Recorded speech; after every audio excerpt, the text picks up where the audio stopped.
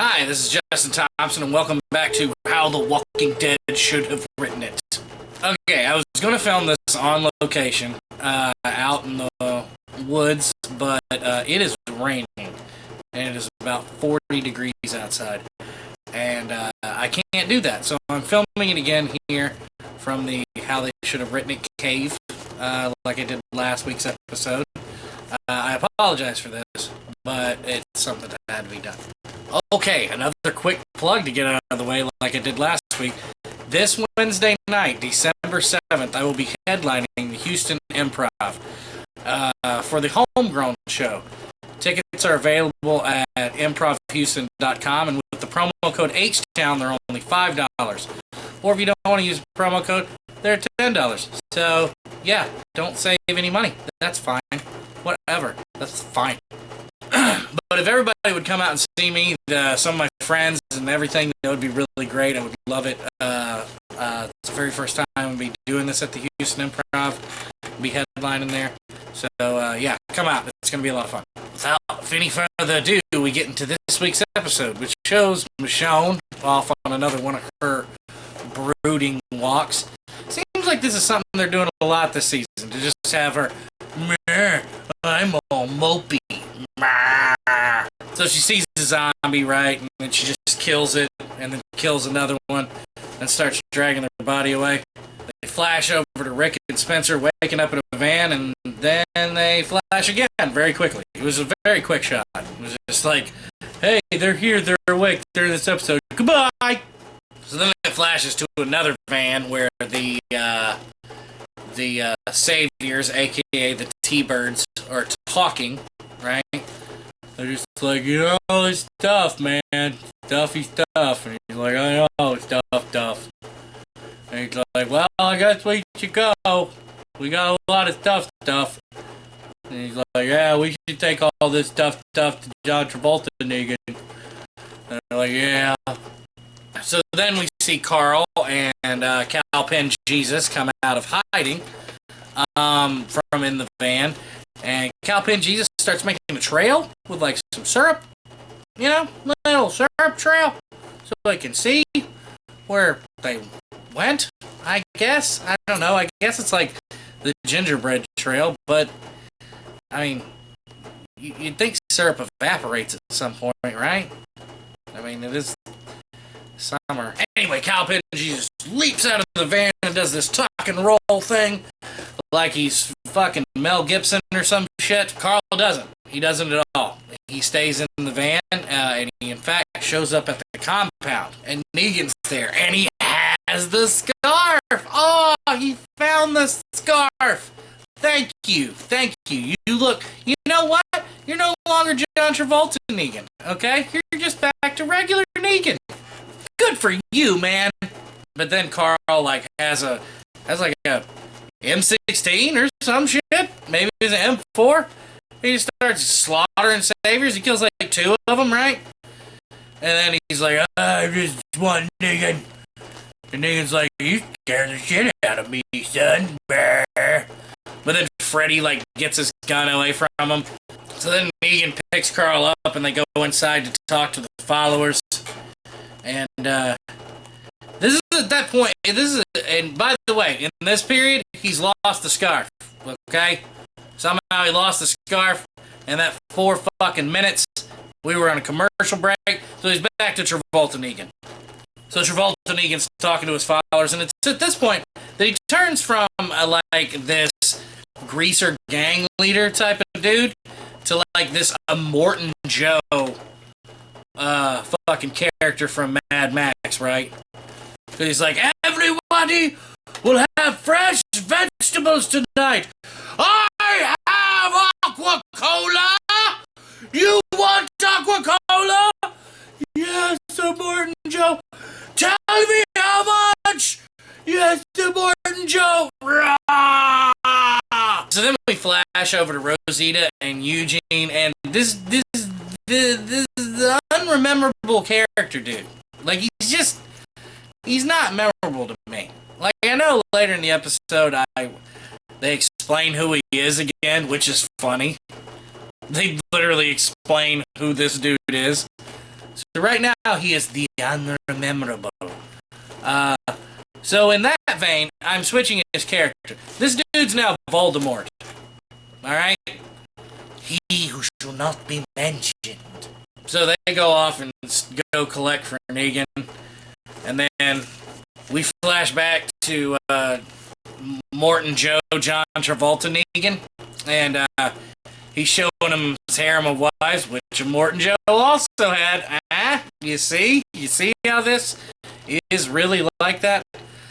Anyway, Morton Joe, John Travolta Negan's like, hey, hey Carl, look at all my harem, you like my harem, it's pretty cool, huh? You can look at they titties, look at they titties, I'm not gonna care, just look at they titties. So then Negan starts talking to Freddy Krueger's wife. He's like, I heard somebody broke a rule. I heard they broke a rule. And she's like, no, nobody broke a rule. He's like, I heard it. And she's like, yeah, they broke a rule. I'm just tattling. I'm sorry. I feel bad. Then he goes up to the woman, Amber. He's like, hey, I told you, if you want to be with me, you have to be with me, but you can't cheat on me. Which is kind of bitchish, right? That's bitchish. Then we flash to Gabriel and Voldemort are driving a car, right? And Voldemort's like, you know, before Rick got here, my mommy was alive, and my daddy was alive, and my little brother was alive. I'm gonna give him a lightning bolt car on his face. Gabriel's like, you know, you talking like that doesn't make you a sinner. It makes you a bag of dick shits. Yes, bag of dick shits. Welcome back to town. Because you're a bag of dick shits.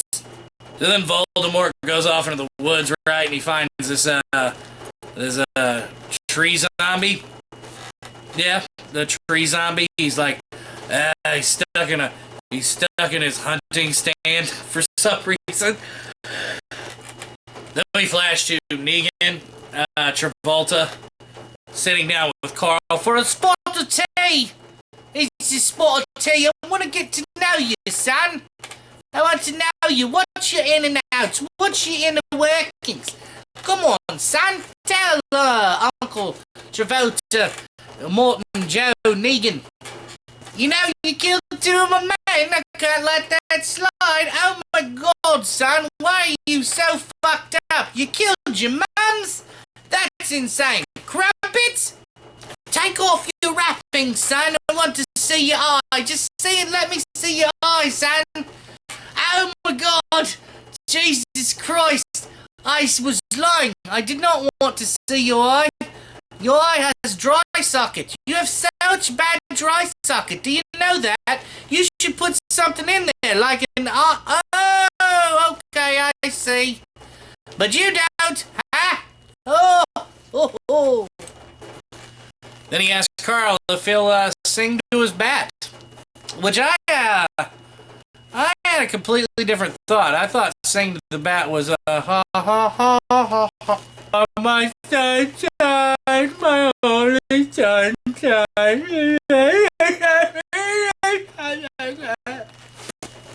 So then we come back from commercial break, and Freddy is standing in front of the furnace, as Freddies do, you know, because that's what they do. Then we're informed that Mark broke the rules along with Amber, but Mark's the only one that's going to get punished for it. So John Travolta and Morton Joe Negan are like, there are rules here. There are rules we must all abide by. They save us. They bind us. They keep us alive. So he takes a fucking hot iron and just presses it to Mark's face.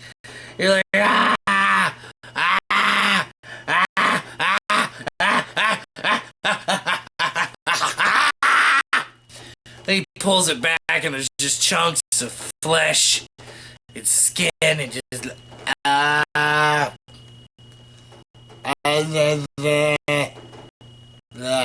let him be a reminder to each and everyone that you must follow the rules. So then Eugene and Rosita arrive at the bullet-making place, and Rosita's like, you should make me a bullet, and he's like, I thought this scenario out, and it doesn't turn out good. It doesn't turn out good for anybody. Like, even if you get in there and you kill Negan, you're gonna die. And then probably somebody's just gonna replace John Travolta or Morton Joe Negan. And she's like, I don't care, I'll make that sacrifice. He's like, oh no, I want you to make a sacrifice, these spices. And she's like, hey, listen here, you son of a bitch. You're a coward and a liar and a cheat. That's the only reason you're alive. Rah! Make me a bullet. Which is like such a good way to get people to make you a bullet. Just insult the fuck out of them. I never thought of that. So then Negan and Carl are sitting there again, and he goes, what should I do with you, son? What should I do with you? You smart boy, you tell me what I should do with you. You should jump out that window there, because we're dangerous people. Well, you don't know. You just don't know. Then he doubles down. He's like, hey, you know what? I don't think you're going to kill me at all. No, I don't think you're going to kill me. I think you need all of us. I think you need Daryl and Rick and myself. I think you need all of us. And he's like, hey, Daryl is going to make me a good soldier. See? That's what needs to happen. He needs to break Daryl continuously. I've said this all season. Break him. Crush him. Make him pay. Break his back. Make him humble. Hashtag Iron Sheik. But yeah, he needs to get Daryl completely 100% on his side. Brainwash him. Just brainwash him. And then Cowpen sneaks into the compound finally, as Negan and Carl are pulling away on another truck, and Daryl's like, you better not hurt him. And he's like, you need a timeout. So they put Daryl back in his sandwich room.